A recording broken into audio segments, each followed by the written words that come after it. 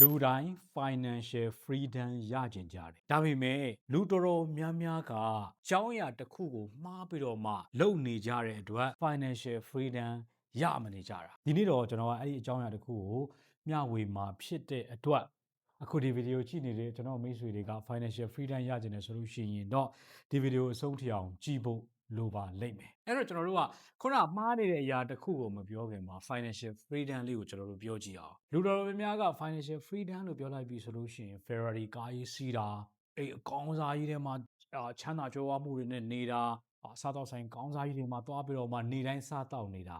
ဒါကိုကျွန်တော်တို့မြင်ကြပါတယ်အဲ့ဒါကမှားပါတယ်အဲ့တော့ financial freedom ဆိုတာကဘာလဲဆိုတော့ဒါကျွန်တော်ခဏခဏပြောတယ်သင်တန်းမှာလည်းပြောတယ်အဲ့တော့ကျွန်တော်တို့မိသားစုကဆိုကြပါစို့တစ်လကို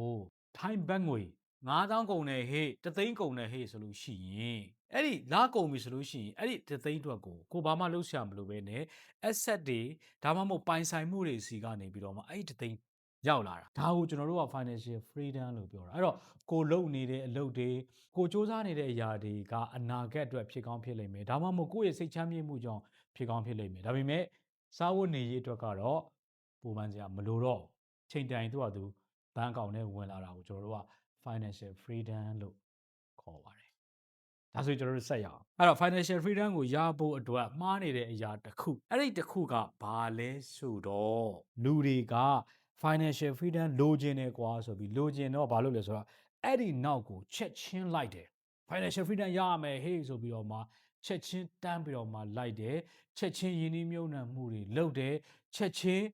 ဘာလုပ်လဲဆိုတော့ asset တွေဝယ်ကြတယ်ဒါဟာကျွန်တော်တို့ကမှားနေတာအဲ့တော့ financial freedom ရဖို့ဆိုလို့ရှိရင်ကျွန်တော်တို့ကအဆင့်3ဆင့်သွားရပါတယ်နံပါတ်1အဆင့်ကကျွန်တော်တို့ဘာလဲဆိုတော့ level 1ပေါ့နော်သူကတော့ survival level အဲ့တော့ပထမအဆင့်เนาะ survival level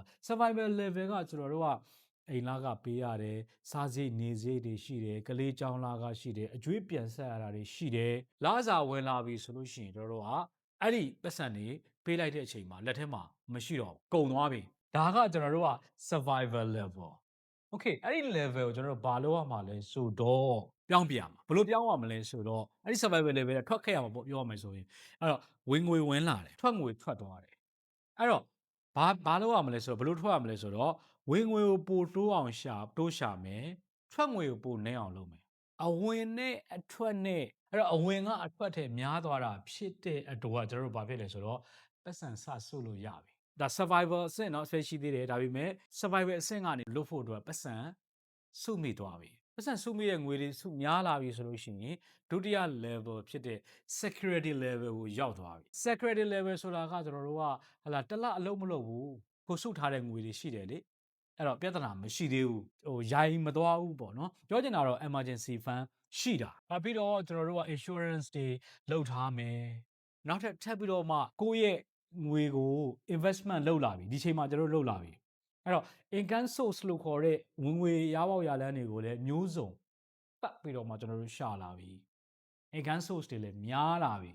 တခုတည်းကိုပဲအာမကိုတော့ဒီအဆင့်ကကျွန်တော်တို့ဗာလဲဆိုတော့ financial security level ကိုရောက်လာပြီပတ်စံအတွက်ပူပန်နေရတဲ့ဘဝကနေပြီးတော့ပတ်စံကိုစီမံခန့်ခွဲနိုင်တဲ့ဘဝကိုရောက်လာဒါက financial security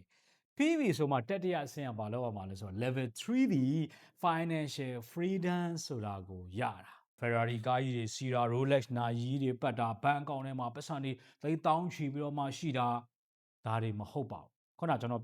စပိုင်းမှာပြောခဲ့တဲ့အရာတွေဖြစ်ပါတယ်အဲ့တော့ financial freedom level ဆိုတာက what become a choice not necessary financial freedom ရတဲ့အချိန်မှာဆိုလို့ရှိရင်ကျွန်တော်အလုပ်လုပ်တယ်ဆိုတာကကိုယ့်ရဲ့ရွေးချယ်မှုပဲလိုအပ်လို့လုပ်နေတာမဟုတ်ဘူးဆိုတော့ကျွန်တော်တို့ကပြောချင်တာအဲ့တော့အခုဒီဗီဒီယိုကြည့်နေတဲ့ကျွန်တော်မိတ်ဆွေတွေကျွန်တော်လူငယ်တွေလောက်ဆိုနားလည်ပြီလို့ကျွန်တော်ထင်ပါတယ်